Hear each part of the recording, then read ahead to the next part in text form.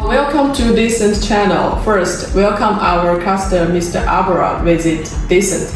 So, Abra, could you introduce your company first?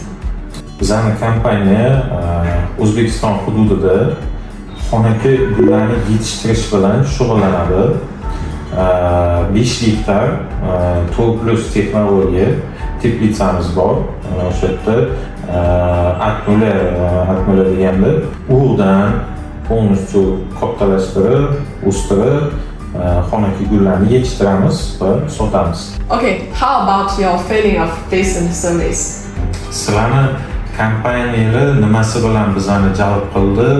Birinchi o'rinda bu rinokda optiylar, ko'p yillik optiylar bor ekan, keyin injenerlik расчет tomonlama bo'li bizga yoqdi. Hammani proyekt chiqarib bergan proyektlar hamma narsa vaqtida javob berish, servis, hamma narsa vaqtida bo'lgani uchun o'sha tomonlama bizga yoqdilar.